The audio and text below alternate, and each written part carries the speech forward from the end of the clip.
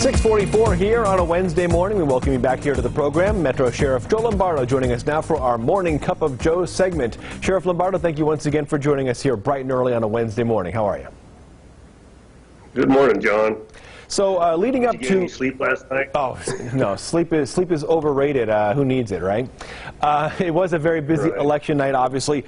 Leading up to election night, we talked to some businesses here in the Valley. There have been some reports around the country about concerns about the effects of the election and potential protesting, violence. Did you see anything around the Valley? Did Metro have to deal with anything last night? No, surprisingly we didn't.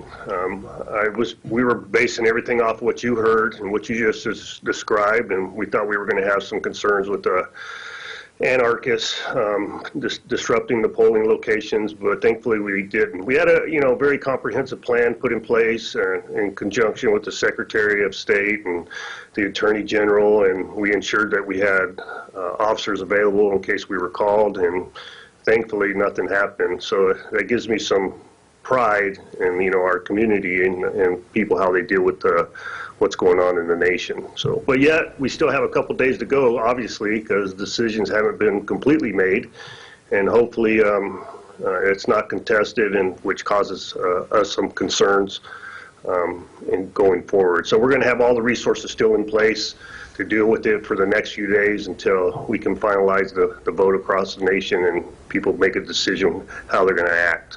Aside from this potential issue of that business owners, at least some of them had brought up, what kind of security did Metro provide at the polling locations, the more than 120 of them around Clark County? Yeah, that's a good question. So there was concerns that we were going to be oppressive if we were present and people could see us there staged at the polling location. So we made a point of staying out of people's view, but able to respond quickly if needed. And so it was mostly just a drive-by type mode that we were in, just to be aware, present, and able to respond in a timely manner. So other than that's all she wrote, basically. We had a department operations center stood up, similar to what we do with New Year's Eve, so we have a lot of resources to bear if needed via a phone call, a quick phone call, and we can bring all those resources to play. And we had, internally, the detectives were all outfitted in uniforms in case we needed to respond in a timely manner, similar to what we do with other major events like New Year's Eve. But thankfully they were just bored, and we didn't have to go to that direction. They were the only ones who were bored yesterday, I think, given what was going on. Let's talk about another issue we've been covering recently, this horrible murder up on the east side of the Valley, the death of Michelle Weissman, the woman who was riding her bike, pushed off by someone who was in a passing car. That person died. We know the driver of that van has been arrested. Well, I guess, first of all, what is the latest from Metro's point of view with the case, and have detectives been able to pinpoint at least a motive of why this tragedy even happened? Yeah, as far as the motive, I'll answer that question first. No, other than just being idiots. It's a very tragic event, and my condolences go out to the Miss Weissman's family. It was senseless. It was every word you could think of to describe it. So the unique piece on this is the driver of the van had just been recently released from prison, I believe 4 months earlier, for a violent crime. And so obviously the reform at prison didn't occur with this individual, and they attempted to do the same event they did with the bicyclists with Miss Weissman prior to Miss Weissman, but they missed those individuals, and they continued down the street.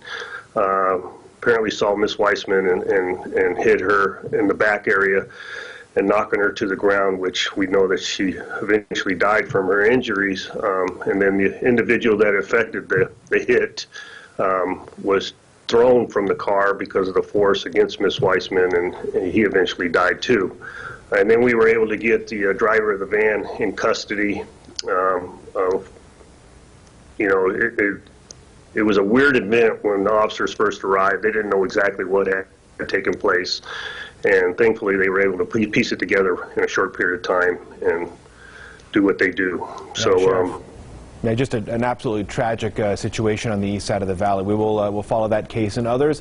We do appreciate you joining us this morning, Sheriff. If you at home have a question for Sheriff Lombardo, you can submit it on our website, 8newsnow.com. Find out if it's answered every Wednesday. We'll catch up with the Sheriff again next week.